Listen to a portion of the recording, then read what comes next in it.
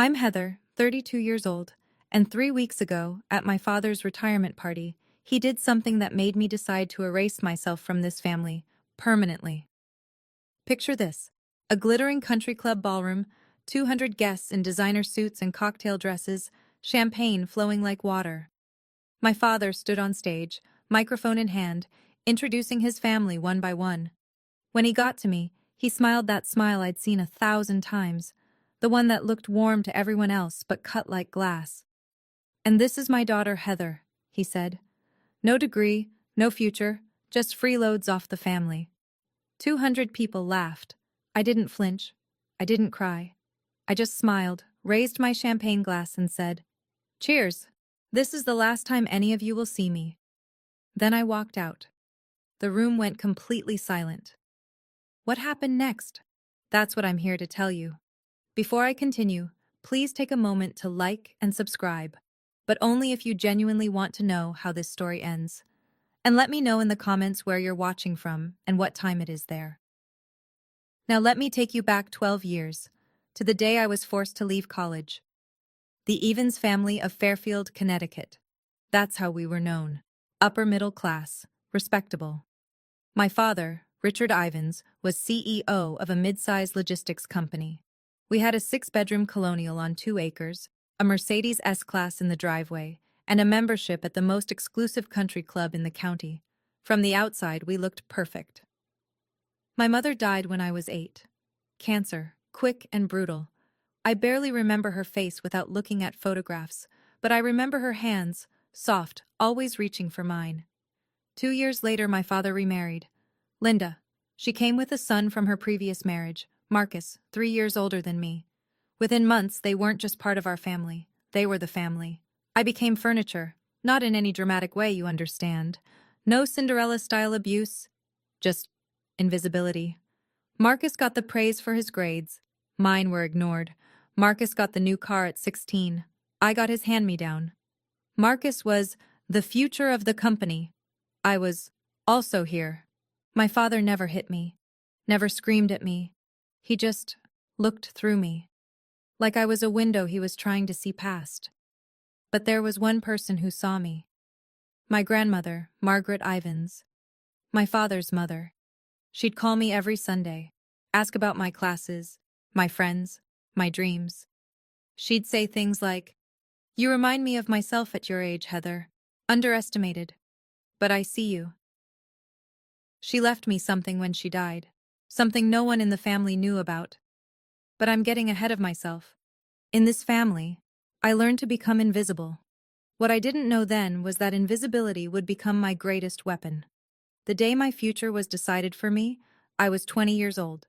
Sophomore year at UConn, business major, 3.8 GPA. I had plans, dreams.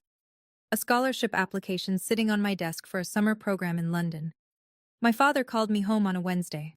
"Family meeting," he said. Those 2 words had never meant anything good. I found him in his study.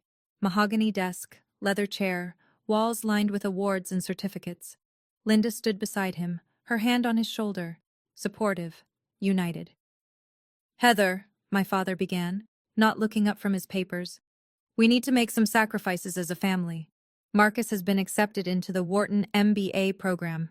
It's an incredible opportunity." My heart rate didn't change. I already knew where this was going. "We can't afford both your tuition and his program," he continued.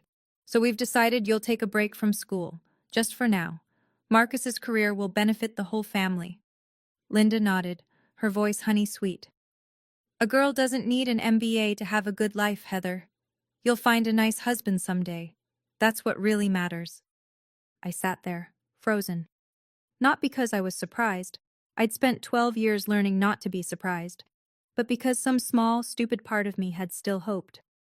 "You said you'd support my education," I heard myself say. "You promised Mom before she died." My father's jaw tightened. "Circumstances change. When the company stabilizes, I'll make it up to you."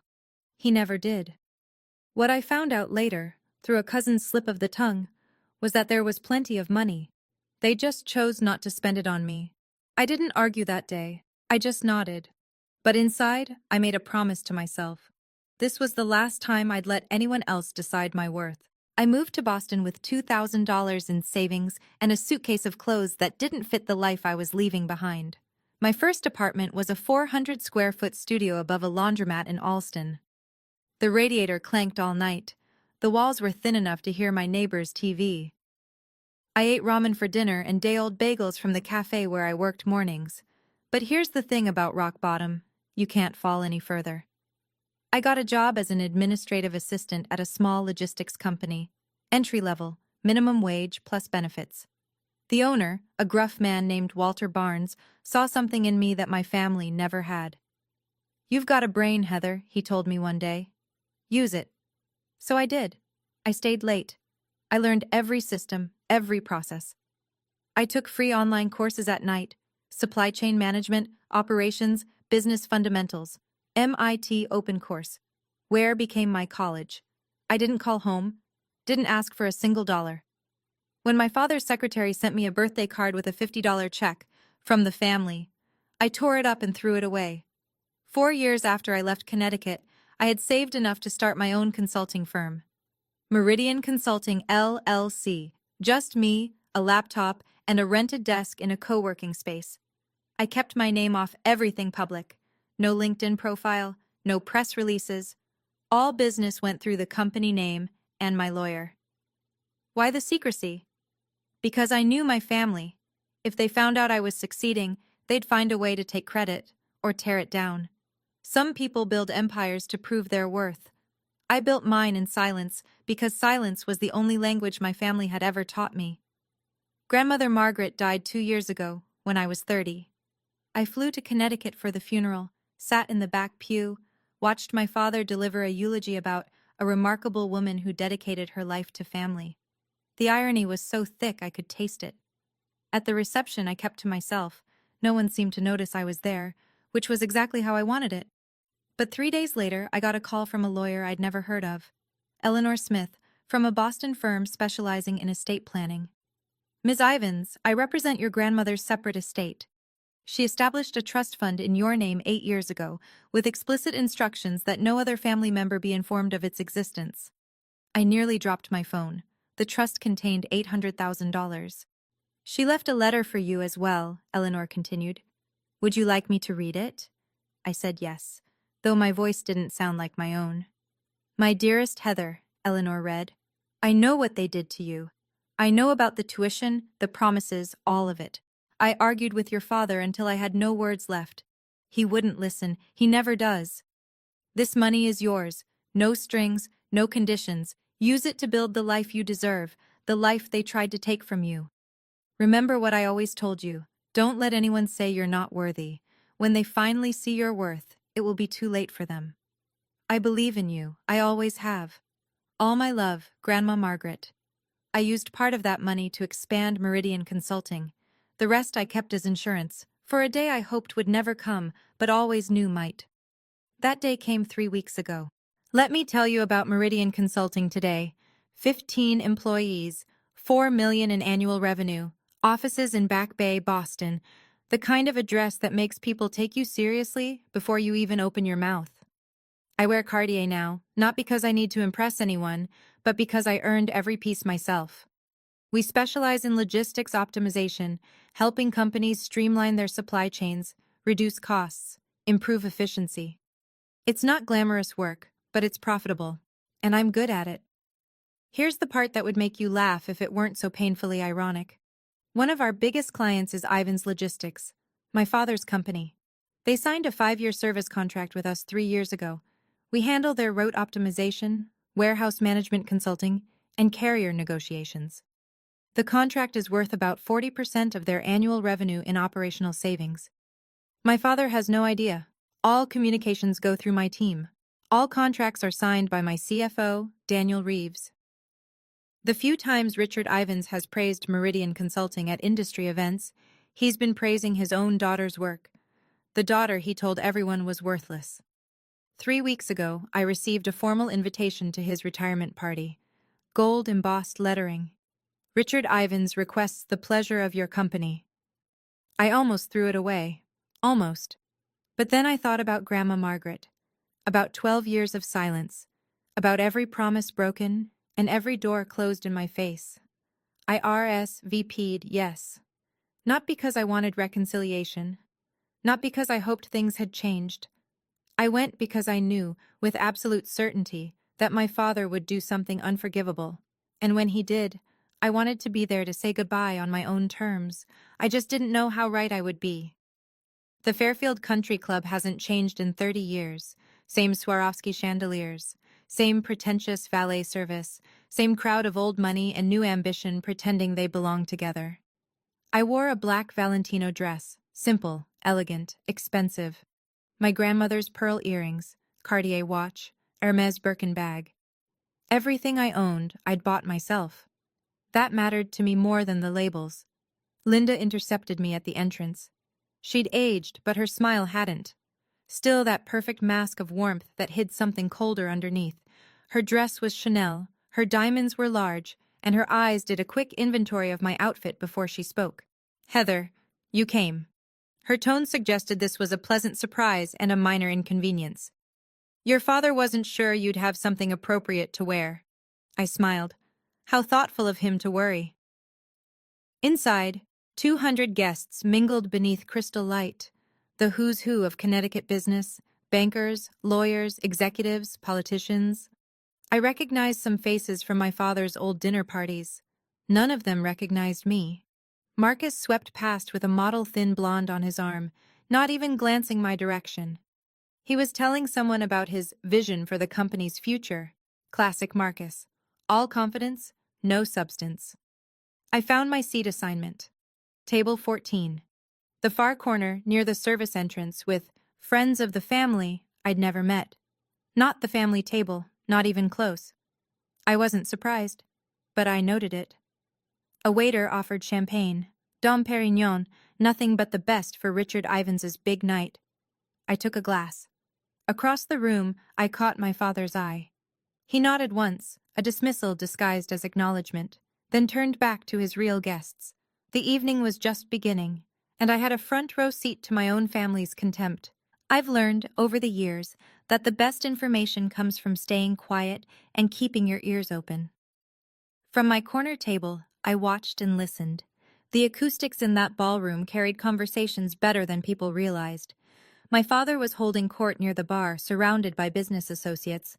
I heard him mention operational restructuring and strategic partnerships, standard executive speak. But then, "Meridian Consulting has been transformative for us," he was saying to a silver-haired man I recognized as a major shipping executive. "They're the backbone of our operations now. Whoever runs that company is a genius." The other man nodded. "I've been trying to get a meeting with them for months. Very private operation. Do you know who's behind it?" My father shrugged. "Never met them personally. Everything goes through their legal team and account managers. But honestly, I don't care who they are as long as they keep delivering results." I took a sip of champagne to hide my smile. My phone buzzed. A text from Daniel, my CFO.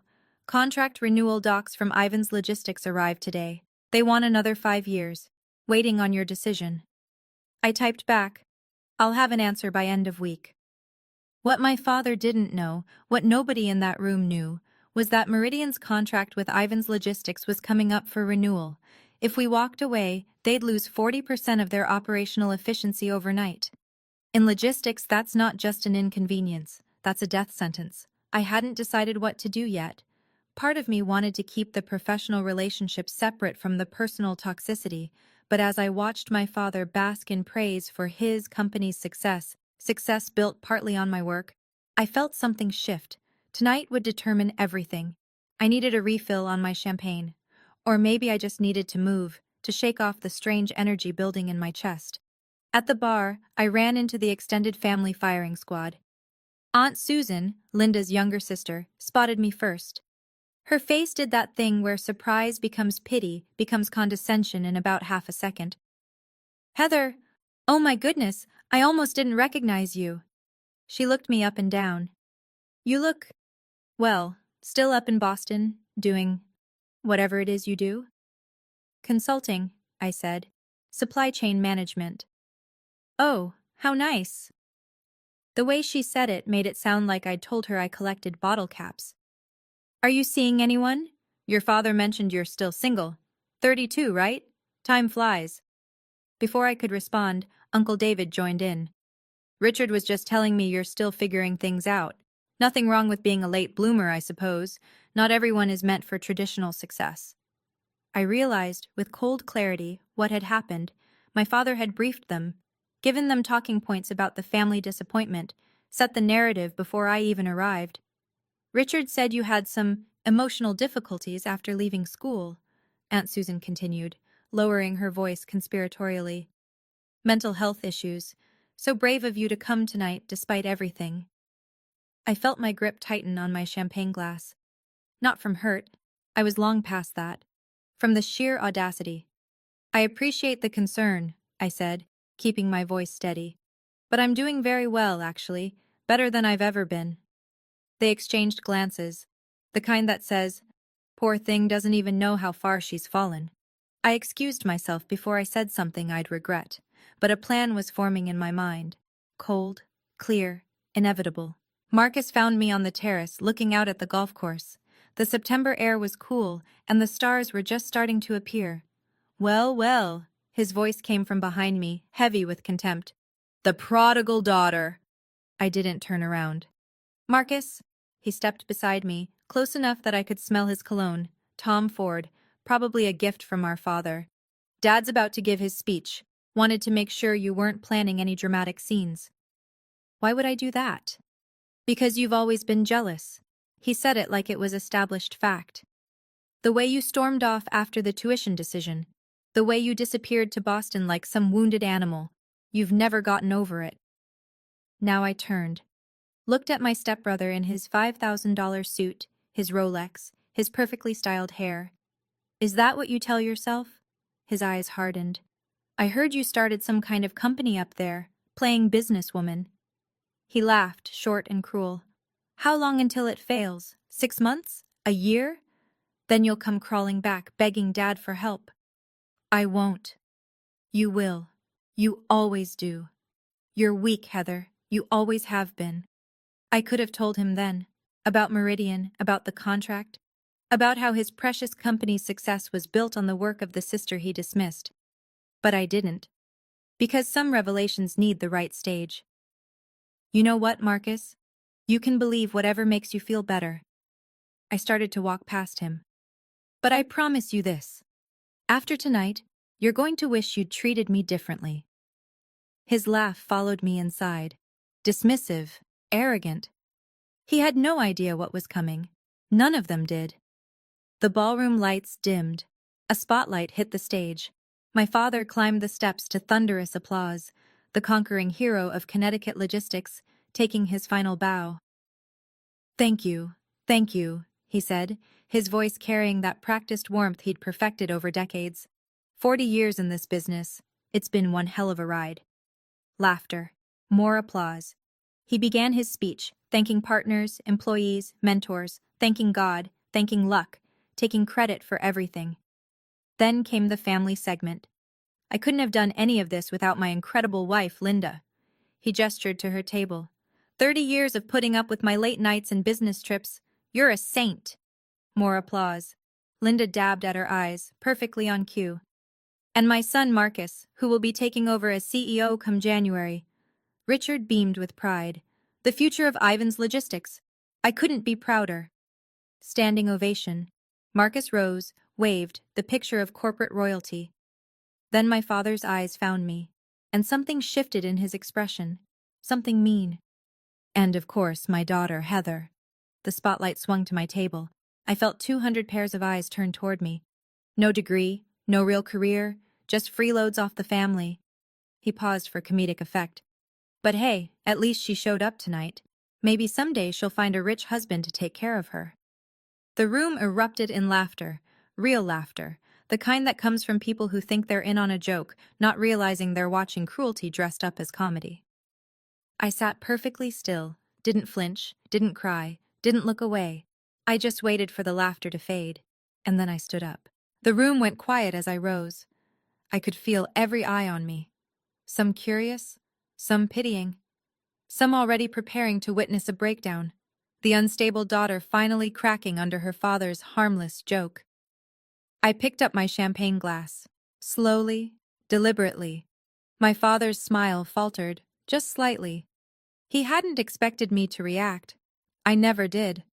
I was supposed to sit there and take it, like I always had. I raised the glass toward him. "Congratulations on your retirement, Dad." My voice was clear, steady, loud enough for every microphone in the room to pick up. 40 years in business, quite an achievement. I paused. You taught me a lot. About hard work, about sacrifice, about exactly what kind of loyalty family can expect from you. The silence was absolute now. I could hear someone's ice clinking in their glass 3 tables away. So here's to you. I lifted my champagne higher. Cheers. This is the last time any of you will see me. I set the glass down without drinking. Then I picked up my Birkin bag, turned, and walked toward the exit. My Louboutin heels clicked against the hardwood floor, the only sound in that cavernous room. I didn't run, didn't hurry, just walked, spine straight, head high. Behind me, silence. Complete, total, devastating silence. Someone gasped. Someone else whispered something I couldn't hear.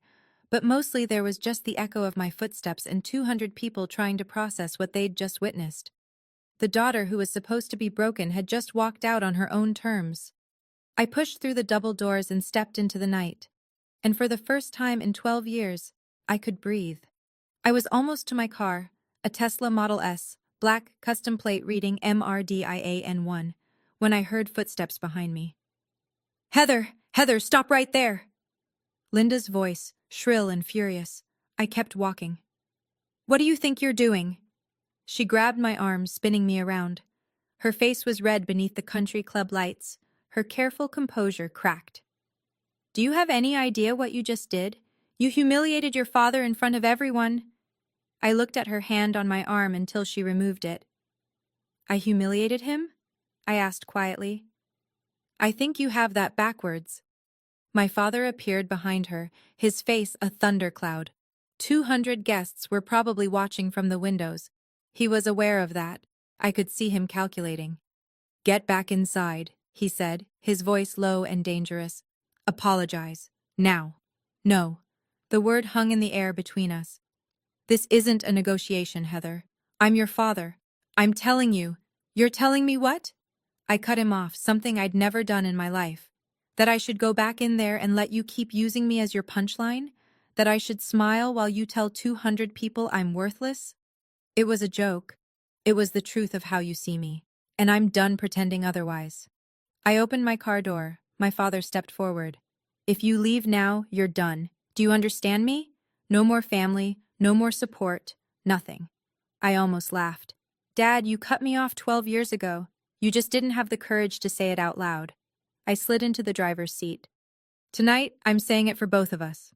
I started the engine. "Goodbye," and I drove away. I pulled into a rest stop about 20 minutes outside Fairfield and sat in my car, engine idling, hands still on the wheel. For a long moment, I just breathed. Okay, let me step out of the story for a second and talk to you directly. I know some of you watching this have been through something similar. Maybe not a retirement party, maybe not 200 witnesses, but that feeling of being the family disappointment, the one they talk about in whispers, the one whose success they refuse to see. I know you understand. If you've ever sat at a family gathering while someone made you the punchline, if you've ever smiled through pain because making a scene would only prove them right, if you've ever loved people who made you feel invisible, this story is for you. So here's what I'm asking. If any of this is resonating with you, drop a comment. Tell me your story, or just let me know you're here. Because honestly, knowing I'm not alone in this, that means more than you can imagine. And if you want to know what happened next, and trust me, the next part is where everything changes, make sure you're subscribed. Hit that bell, because what my father discovered in the weeks after that party, well, let's just say he learned exactly how wrong he was about me. Now, back to the story. The morning after the party, I woke up in my Boston apartment feeling lighter than I had in years, but I knew it wasn't over. Families like mine don't let go that easily. They would try to control the narrative, spin the story, Make me the villain. What they didn't know was that I had something they couldn't spin their way out of. Let me tell you about the week that followed. It started with text messages. Not from my father. He was too proud for that. But from cousins, aunts, family friends. People I hadn't spoken to in years, suddenly very concerned about my mental state.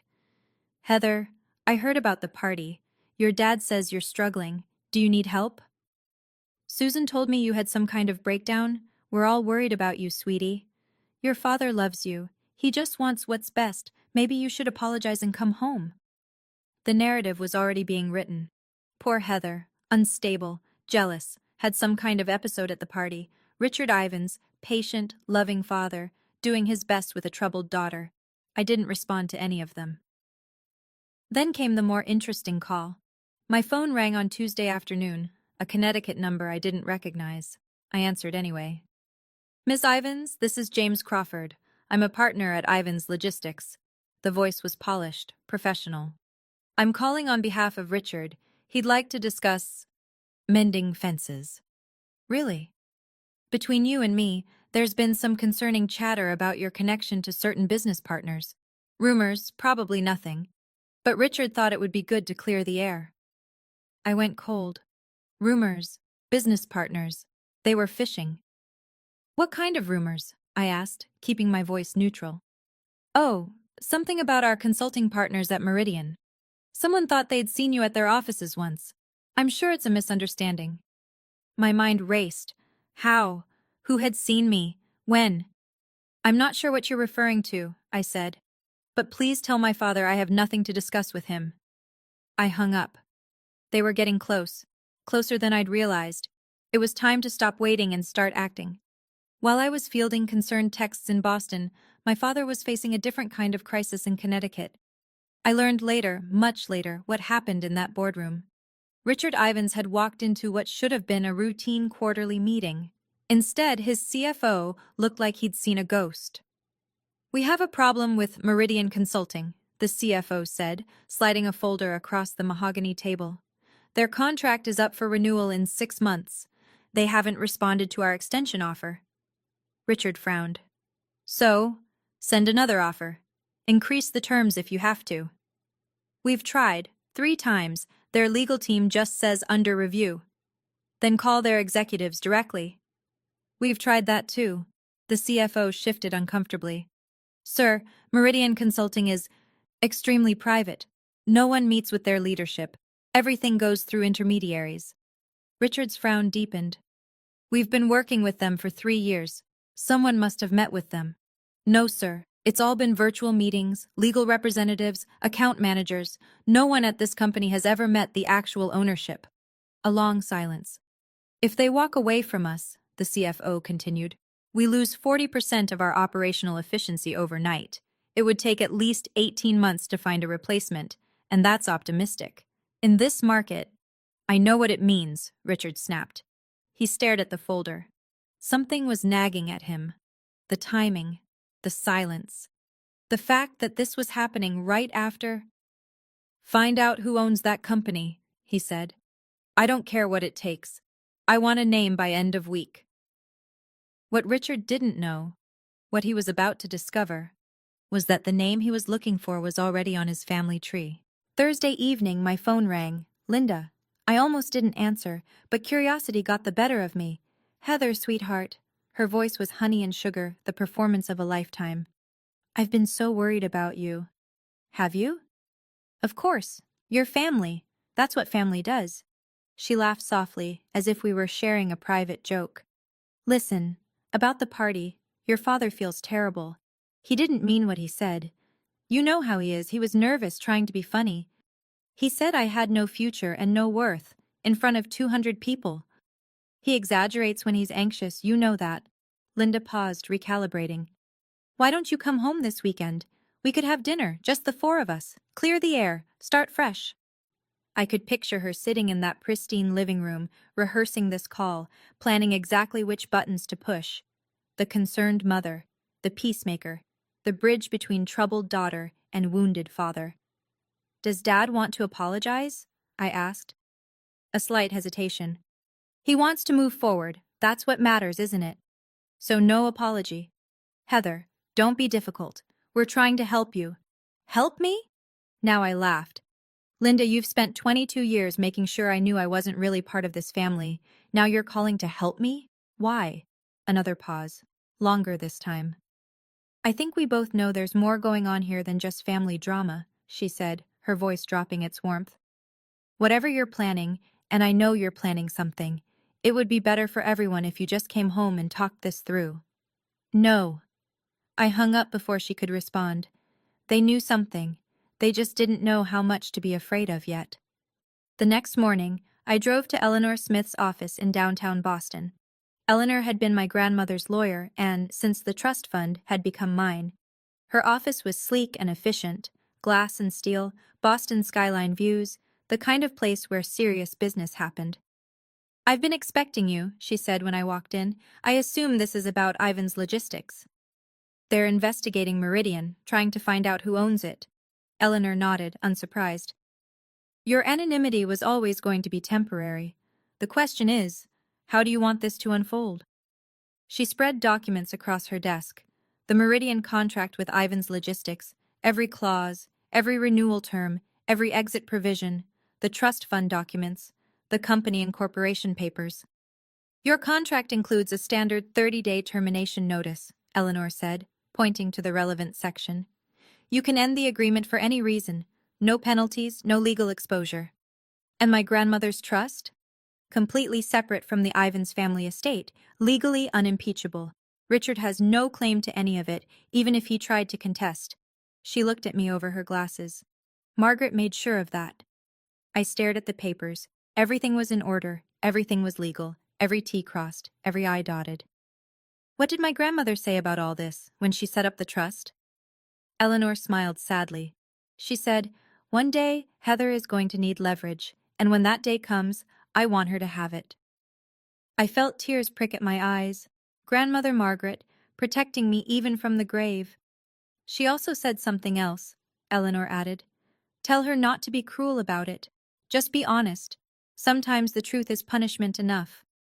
I nodded. The truth it was, then. That afternoon, I sat down with Daniel Reeves, my CFO, in Meridian's conference room.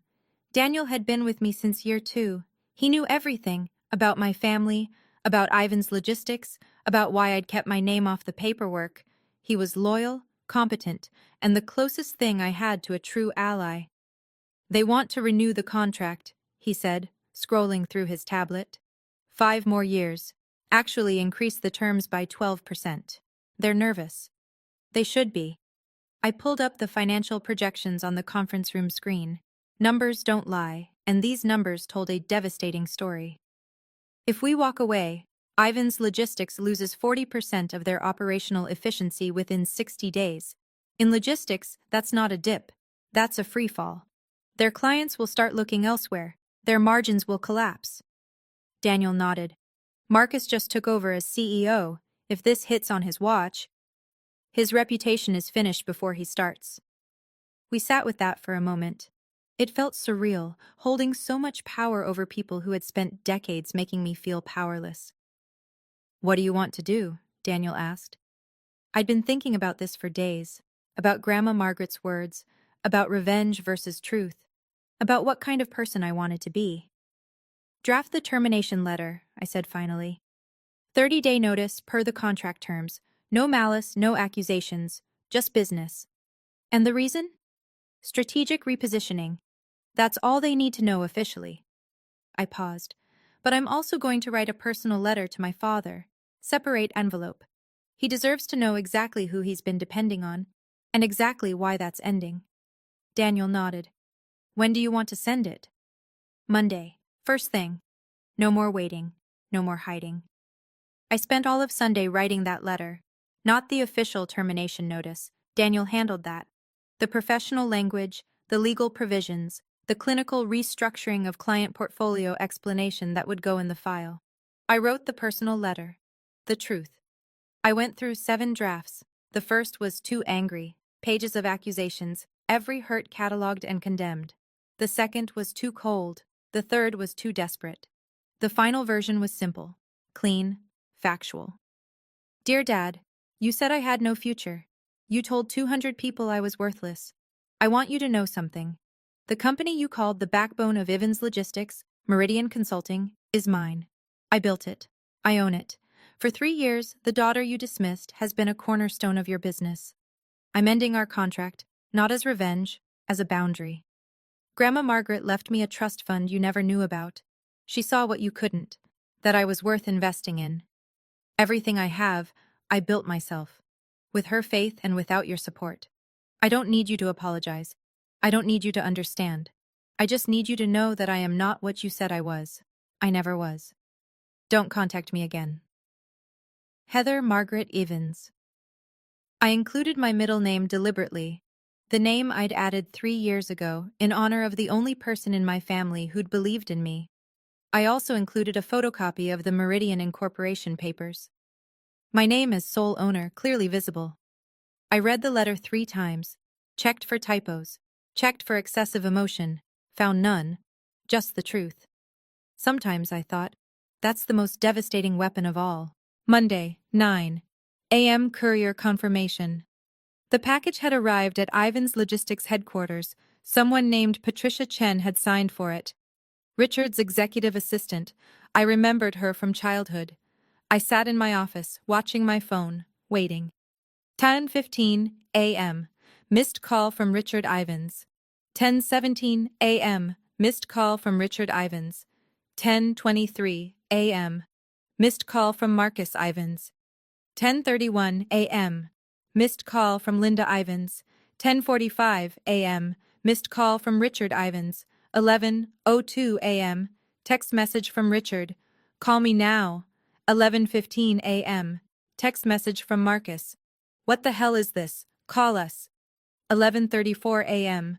Text message from Linda. Heather, this is not funny. Pick up your phone. By noon, I had 12 missed calls, 8 text messages, and 2 voicemails I didn't bother listening to. I didn't respond to any of them. I had waited 12 years for this moment. They could wait a few more hours. At 2 p.m., my assistant knocked on my door. Ms. Ivans, there's a family who says they need to see you immediately. They're in the lobby.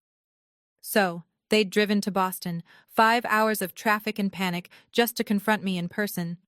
I took a deep breath, checked my reflection in the window, straightened my blazer.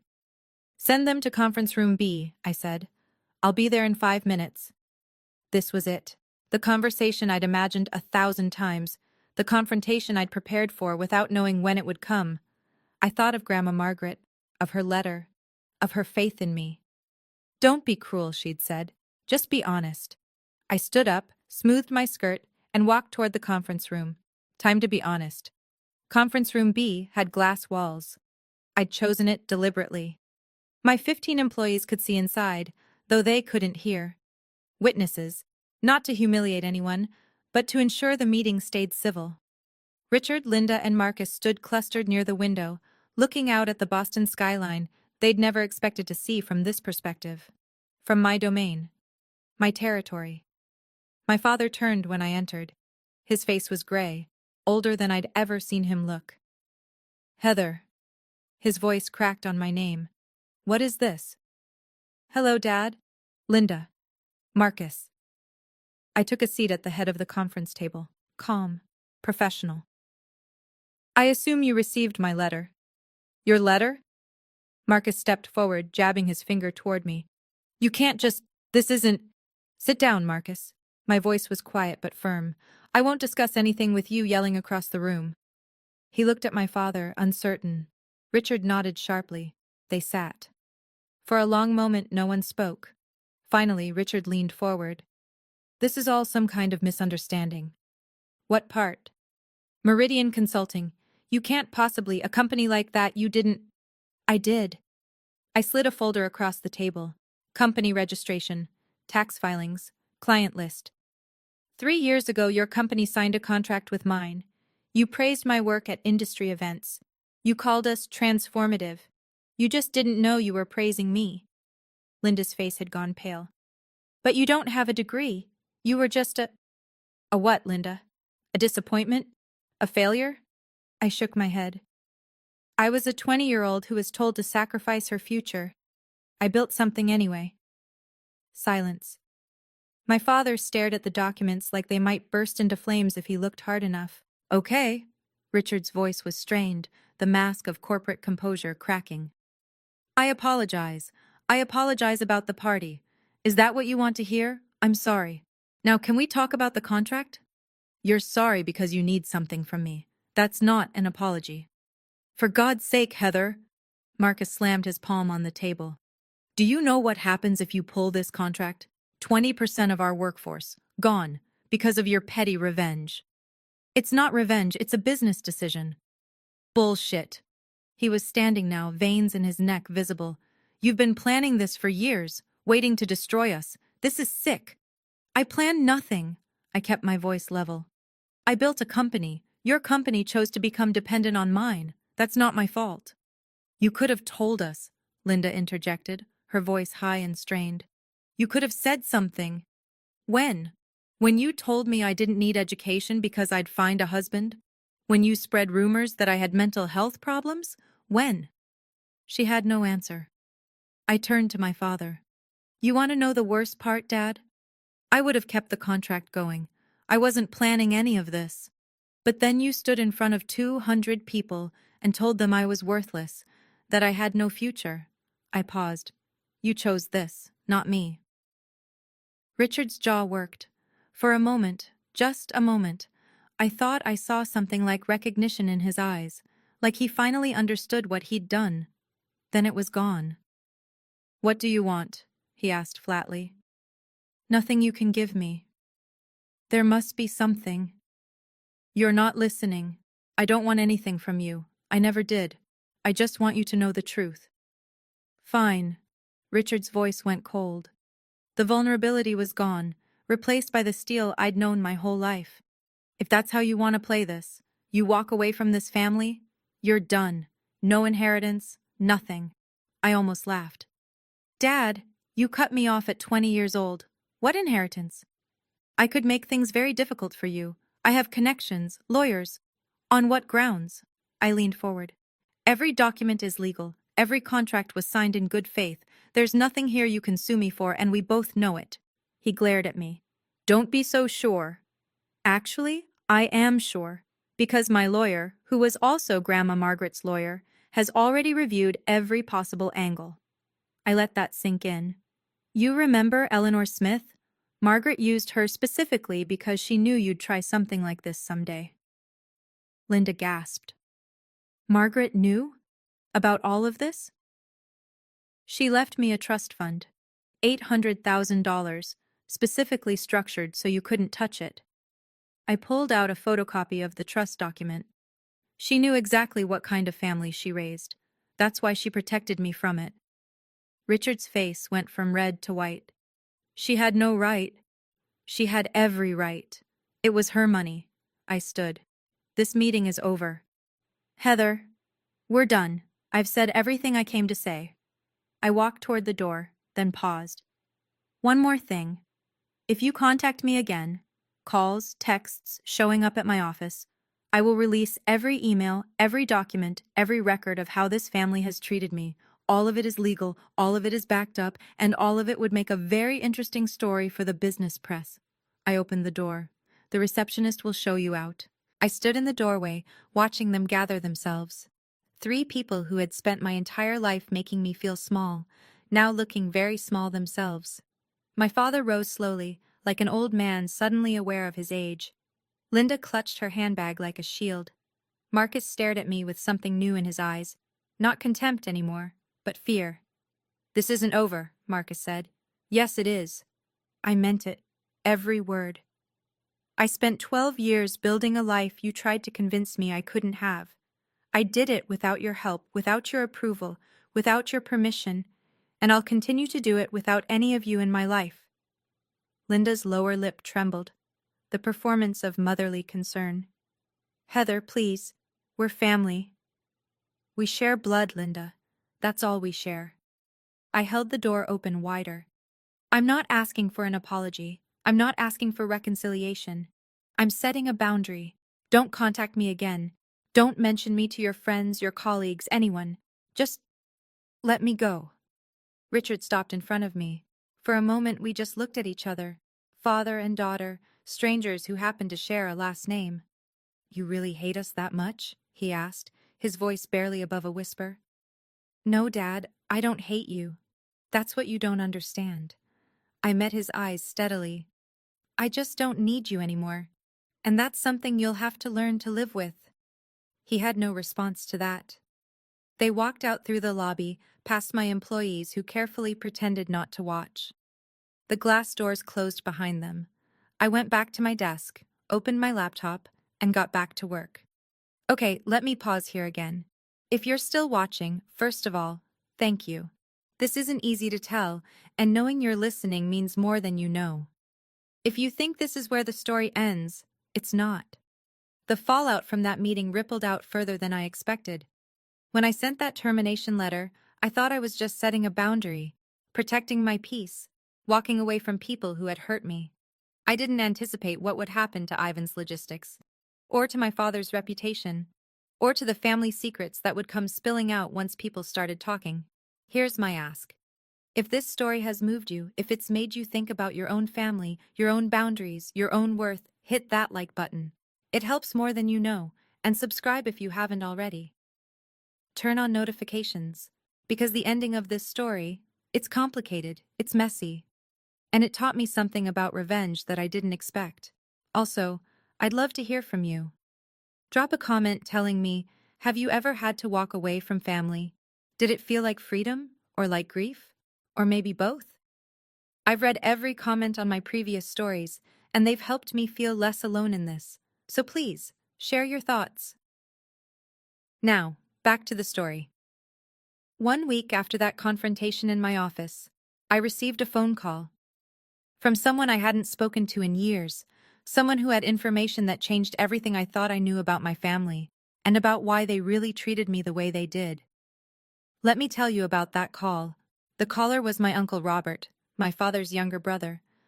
Robert had always been the black sheep of the Ivans family, an artist, a dreamer, the one who didn't go into business. I hadn't seen him since my mother's funeral, hadn't spoken to him in over a decade. "Heather." His voice was older, rougher. "I heard what happened, at the party, at Richard's office. Word travels fast. Small community." He paused. "Listen, there's something you should know. Something I should have told you years ago, but I was too much of a coward." I sat down slowly. "I'm listening." "When your father said the family couldn't afford both your tuition and Marcus's, that was a lie." "I know. I figured that out." "No, you don't understand. It wasn't just that there was money available. There was a specific fund. Your mother set it up before she died, for your education. Enough to cover a full 4 years at any school in the country." My heart stopped. "Richard drained it, used it for Marcus's MBA, then told you there was no money." Robert's voice cracked. "Your mother wanted you to have choices, Heather. Richard stole them." The room tilted. I gripped the edge of my desk. "Why didn't you tell me?" "Because I was afraid of Richard. We all were." Robert exhaled. "Margaret, your grandmother, she found out. That's why she set up the trust for you. She couldn't get your mother's money back, but she could make sure Richard didn't take anything else." I thought about Grandma Margaret's letter. "I know what they did to you." She knew, all along. "Why are you telling me now?" I asked. "Because it's time the truth came out. All of it." He wasn't done. 2 months after I terminated the Meridian contract, the consequences became public. I wasn't trying to monitor what happened to Ivan's logistics. Honestly, I was trying to move on. But in the Connecticut business community, news travels fast, especially bad news. The company announced a 20% workforce reduction. 70 employees laid off, right before the holidays.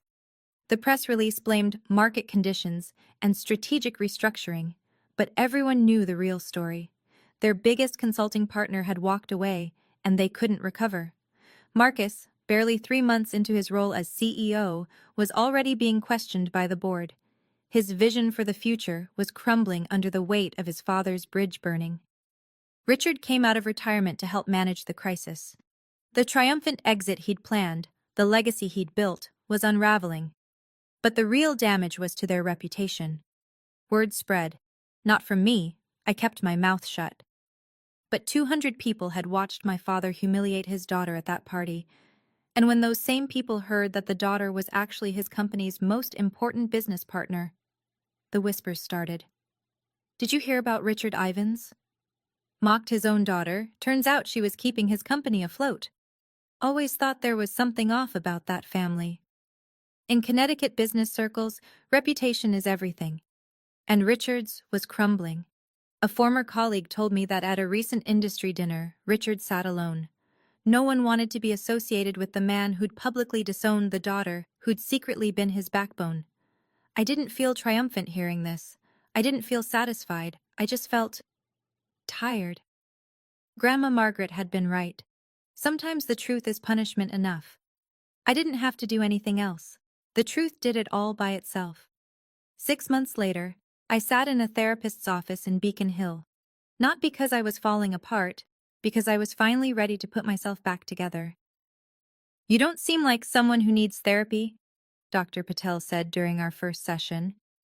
Everyone needs therapy, I replied. I'm just finally letting myself admit it. We talked about my family, about the years of invisibility, about the burden of building success in silence, about the strange grief of cutting ties with people who were supposed to love me. Do you regret what you did? She asked. No, and I meant it. I regret that it had to happen, but I don't regret protecting myself. Outside of therapy, my life was good.